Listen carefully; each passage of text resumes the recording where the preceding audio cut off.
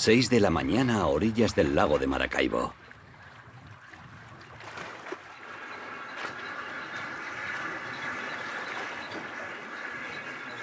Ahorita, no estoy diciendo, yo tengo dos mayas, dije, a lo una,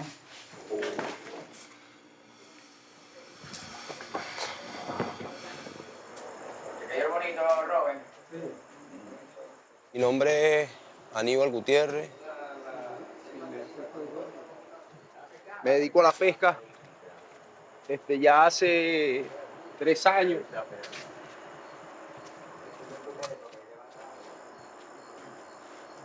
No tenía ningún conocimiento de la pesca. Yo tenía mi puesto de verduras y hortalizas en el mercado centro cívico, pero la situación económica del país me conllevó, vuelvo y te digo, a salir a pescar. En Venezuela los socialistas llevan en el poder desde 1999. Su política económica y las duras sanciones impuestas en 2006 por Estados Unidos hunden año tras año al país en una crisis cada vez más profunda, a pesar de las enormes reservas de petróleo que este posee. Llega un día que comíamos masa. Eso era masa, hermano, en el desayuno, almuerzo, en cena. Los alimentos estaban escasos, estaban caros. Llegó un momento que mi hija mayorcita, ella se enfermó del estómago y me dice, papi, no quiero comer más masa, llorando. Y yo me acuesto con mi esposa y yo me empiezo a llorar. Aníbal y su amigo David salen a pescar todos los días al alba. Llevan unas mangueras viejas atadas a una especie de bote. En lugar de remos, utilizan unos platos de plástico. Y ustedes a pescar, a pesar de que están encima de algo que hay tanto dinero, ¿no? Soy el único de los muchachos que no sé nadar. Como te digo, se me bicha la tripa, caigo en el agua, el salvavidas no permite que yo me sumerja y quedo flotando. A un compañero, como murió Ramón hace poco, él sabía, supuestamente le decía un delfín que nadaba mucho, pero el tiempo, su experiencia no le valió de nada. Se ahogó. Salir a pescar en estos barcos improvisados es una actividad arriesgada y agotadora, pero es la única manera que tienen de alimentar a sus familias. Aníbal y su amigo tardan casi 1 hora en llegar a la zona de pesca, remando entre plataformas petrolíferas. Acá ha quedado, el 90% de todo lo que se ve aquí en el lago no funciona ya. Las perforaciones, las gabarras, los tanques. Durante más de un siglo, el petróleo del lago de Maracaibo fue la fuente de riqueza de Venezuela. En 2002, el gobierno de Hugo Chávez, el mascarón de proa del socialismo latinoamericano, comenzó a nacionalizar la industria petrolera. Ese fue el principio de la decadencia. Aquí en Venezuela hubo una crisis cuando el paro petrolero, aquí hubo un paro petrolero. El gobierno empezó a expropiar empresas privadas. Los inversionistas se fueron de este país, los españoles, los italianos, los franceses, los estadounidenses. Todos empezaron a irse porque el gobierno decía cosas, imponía. De que, mira, tienes que venderme esto a tal, producir a tal, y a ellos no les convenía. Y se fueron del país. Y empezó después la escasez de la gasolina, la escasez de los alimentos, la escasez del mismo efectivo, la moneda venezolana decayó por completo. O sea, nuestra divisa no tenía ningún tipo de valor. No, Venezuela en ese periodo, ese tiempo, hacia acá. La falta de mantenimiento de las instalaciones de la industria petrolera originó una gran contaminación ambiental.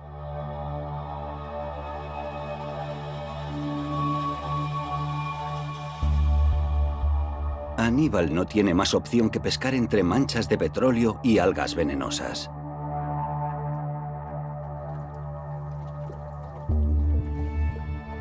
Aquí se derrama el petróleo, se bota, se pierde por millones de litros, de barriles, como llaman, se pierden, hermano.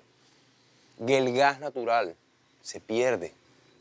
Todo aquí en Venezuela se pierde, porque dejaron de meterle mano a la mayor empresa del mundo.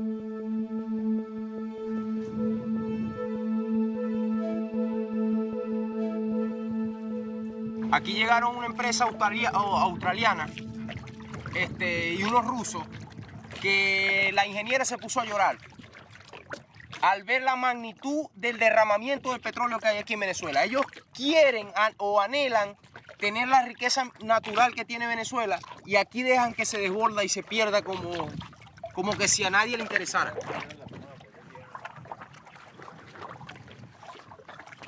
A un 80%. La contaminación del lago, el petróleo, el derramamiento del mismo, el gas que emana, todo, mucho, el hierro que cae, todas esas cosas influyen a que el pescado sea más duro de buscarlo. Fíjate que este pescado hay picadita ya donde estaba al principio, pero uno lo deja botado por el tamaño del pez. No busca el pescado más comercial, que es el más grande. Hay petróleo flotando por todo el lago. Aunque las lluvias torrenciales recientes ocultan parte de la contaminación, las dimensiones del desastre siguen siendo patentes tanto en el agua como en tierra firme.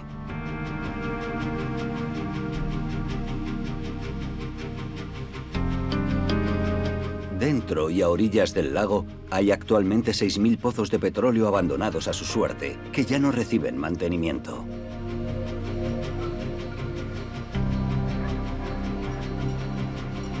Luis Cobi es ingeniero de hidráulica mecánica en la universidad. Lleva años luchando para sensibilizar al gobierno y a la población local sobre los peligros de la contaminación ambiental. En vano.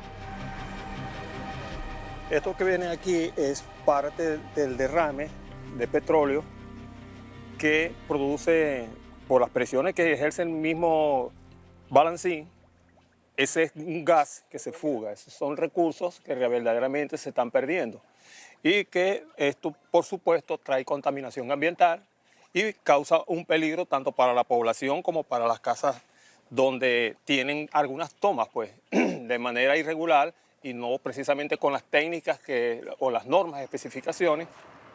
En todas partes se aprecia la negligencia del Estado.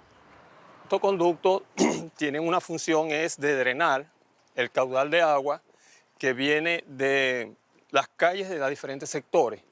Cuando esto se precipita, por supuesto con el petróleo, quedan residuos acá de efectos de la gasolina o el queroseno, es decir, de los compuestos químicos que contiene el petróleo, y como consecuencia circula un alto grado de contaminación que destruye tanto la especie de algunos animales que subviven aquí, como el galápago, algunos pececillos, pero también contamina algunas siembras y cultivos y algunos animales. Ahí se ve todavía residuos de químicos, producto del petróleo, de sus derivados, que van por encima del agua residual que queda. Eso es bastante peligroso porque incluso todavía tiene características volátiles, que puede ser un peligro para cualquier descuido, bien sea de persona que con descuidada que puede tirar algo que puede producir una ignición. Además de las consecuencias ambientales, este abandono crónico tiene también graves repercusiones sociales y económicas.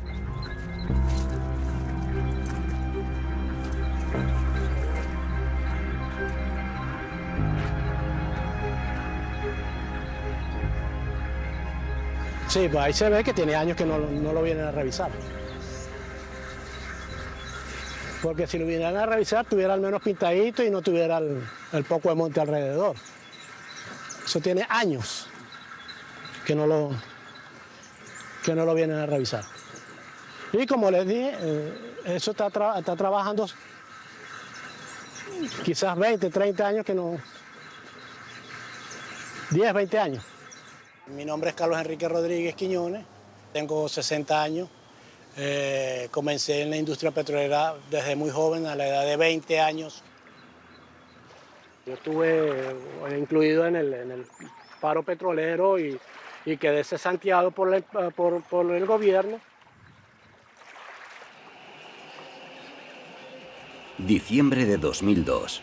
La huelga general de los trabajadores petroleros, iniciada clandestinamente por la oposición, sacude al gobierno.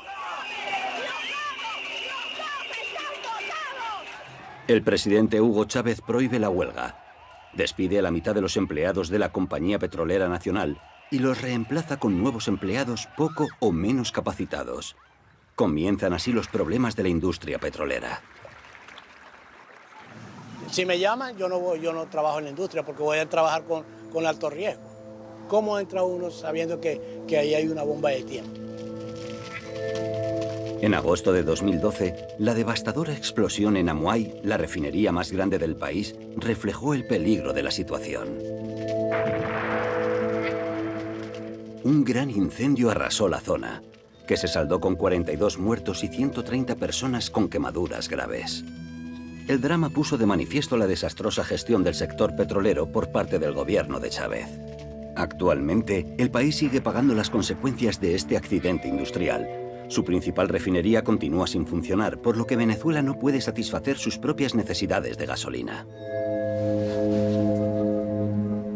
Aunque Venezuela posee los mayores yacimientos de oro negro del mundo, necesita importar petróleo. Lo hace desde Irán, uno de los pocos países que no respeta el bloqueo estadounidense. El resultado son colas interminables en las gasolineras, que son incluso más largas cuando el combustible se vende a precios subvencionados. El gobierno dice que es el bloqueo, pero en realidad es la falta de mantenimiento de la industria petrolera que no está en capacidad de producir la gasolina para el consumo interno. ¿Cómo está la situación? Las colas, el porqué. ¿Cuánto tiempo más o menos tienen haciendo la cola ustedes aquí? Bueno, ahorita tenemos casi más de 1 hora y media haciendo la cola. Lo que nos pasa es que tienen que darnos prioridad al transporte. Como no pueden hacer cola, nomás que nos dan cupo de 50 carros y nos dejan de útil. La escasez de combustible ilustra el fracaso de la revolución bolivariana. Al igual que Carlos, alrededor de 20.000 trabajadores de la petrolera estatal fueron despedidos en 2002. Debido a la falta de perspectivas, algunos de sus antiguos compañeros participan activamente en la oposición. ¡Épale! ¿Cómo están ustedes? ¿Qué más? ¿Cómo está la vida?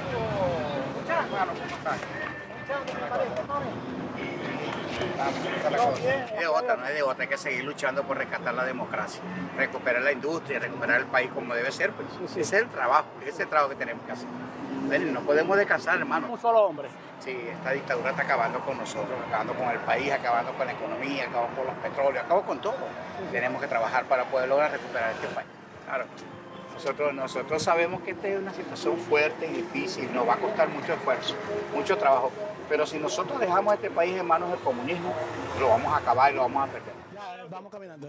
Bueno, yo no creí en el proyecto de Hugo Chávez, no, en ningún momento lo creí. Ya tenemos un paciente, un viejito. Los políticos de arriba viven una vida demasiado potentosa. O sea, si fuera culpa de las sanciones, todo el mundo viviera igual que, o sea, como quería el llamado socialismo, que fuéramos todos iguales. Eso no es culpa de las sanciones, es culpa de que en el momento que se saltearon a nosotros, entró mucha gente con poca pericia, sin pericia, para manejar el negocio del petróleo, que el negocio del petróleo no es que tú ves un balancín y no, estamos extrayendo petróleo, no, ya. No, eso trae estudios, eso trae una serie de trabajos para poder poner el barril de petróleo en los mercados internacionales. Tras su liberación, Carlos se decidió a empezar de nuevo. Abrió una pequeña tienda en Cabimas, justo a orillas del lago. La regenta con su esposa Ailín. Ella antes también trabajaba en la industria petrolífera.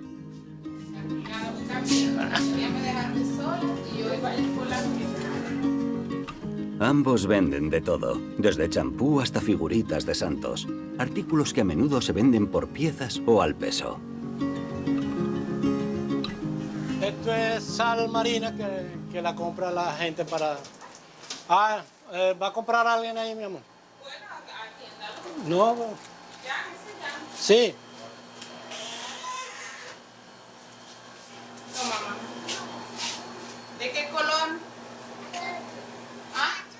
Como no tienen dinero para comprar o alquilar una tienda, tuvieron que recurrir al ingenio.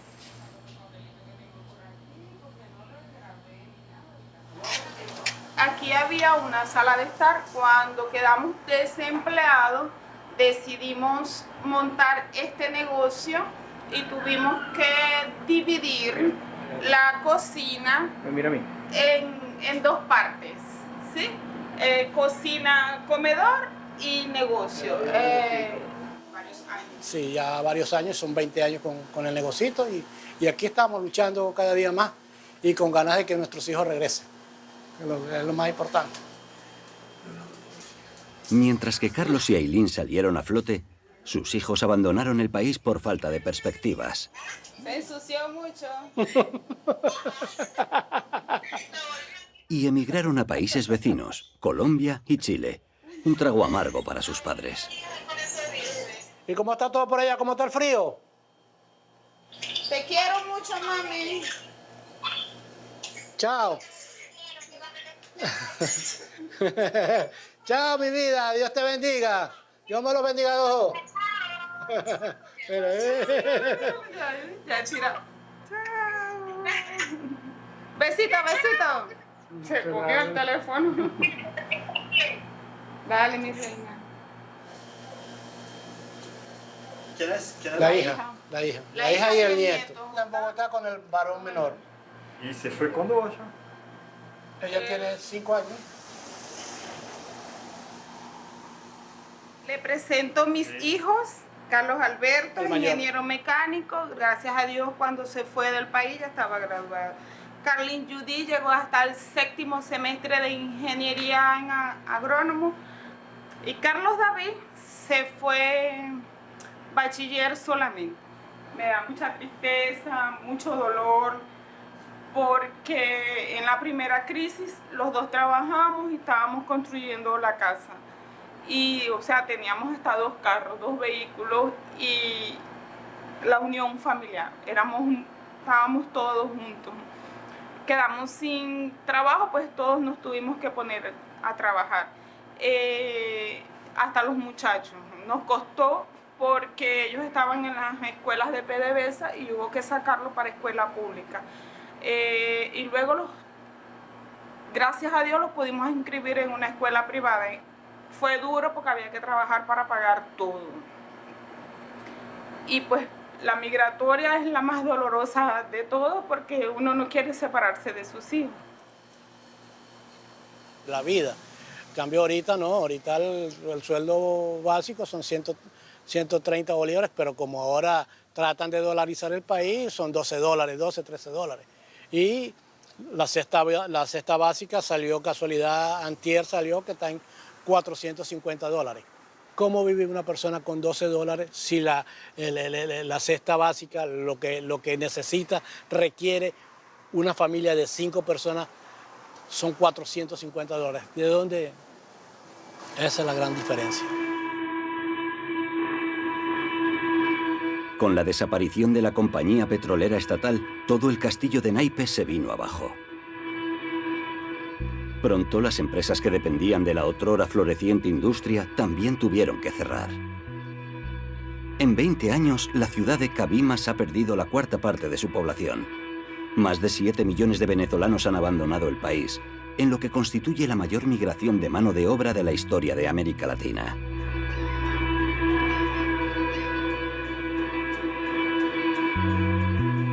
Algunos emigrantes pudieron comenzar una nueva vida. El pescador Aníbal no tuvo tanta suerte. Llego a Colombia sin conocer a nadie. Llego en un parqueadero en Maicao, La Guajira, durmiendo en una plaza, en un mercado, por 7 días. Los colombianos en sí, conmigo al principio se portaron muy mal. Muy mal, me decían venezolano, vulgaridades, muchas vulgaridades, me trataban mal. Me empecé a caletear mulas, que llaman gandolas, de papa, de cebolla. Inclusive, el primer día me ponen a cargar 600 sacos de papa. Y yo monto mi puestico de verdura. Me iba bien, fui progresando. Y me llevé toda mi familia. Tuvimos un tiempo en Colombia. Como la cosa estaba dura, ganaba solamente para el arriendo, la comida, y la comida. Y le digo, no alcanzaba para... Tomó la decisión de venirme a Venezuela. Voté 2 veces por Hugo Rafael Chávez Frías. Luego no creí ya en el proceso, no creí más a raíz de todo lo que sucedió, de todo lo que se venía viviendo en esos momentos. A raíz de esa crisis que hubo acá. 10 o 20 dólares, porque ahorita que no tiene. En este momento, Aníbal y su familia solo viven de los peces del lago. Sí, pero que... Los riesgos para la salud no le preocupan a este joven padre.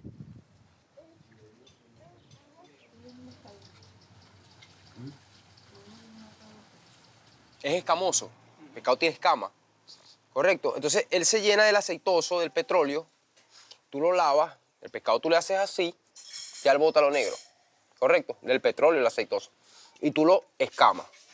Ya queda en cuero, ya no tiene ningún tipo de problema. Todos mis vecinos son mis clientes, conozco personas, ya tengo años pescando, ya se hubiesen muerto. Fíjate que se hubiesen intoxicado de comer pez del lago, pero no. Hasta la fecha no se han estudiado los riesgos del consumo de pescado de este lago. También sería recomendable analizar la calidad del agua potable de esta región ribereña.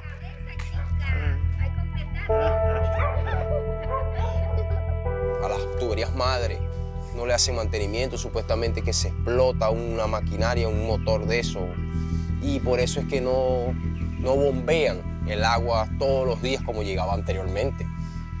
Yo, mi persona, cuando se me acaba la que puedo recolectar cuando llega el agua, tengo que pedir al vecino, mira, regálame 5 valecitos de agua para los carreteo, los lleno, para que mis hijos y mi persona tengan para bañarse. Fíjate, aquí se vive un calvario. En el agua potable sigue apareciendo petróleo. Al menos eso dicen quienes aún disponen de agua corriente. Yo dejé de creer en los que tienen el poder actualmente en Venezuela. ¿Qué hace el gobierno por nosotros, por mí como venezolano? ¿Qué hace el gobierno por mí? Nada, nada, considero que nada. Venezuela se encuentra en un punto de inflexión histórico. Como consecuencia de la explosión del precio del petróleo crudo por la guerra de Ucrania y la escasez mundial, el petróleo del lago de Maracaibo vuelve a tener una gran demanda. Incluso desde el verano pasado, Estados Unidos ha comenzado a relajar las sanciones. Las empresas pueden volver a extraer petróleo. ¿Podrá la próxima generación de venezolanos beneficiarse de ello? Probablemente será difícil con el actual gobierno de Caracas.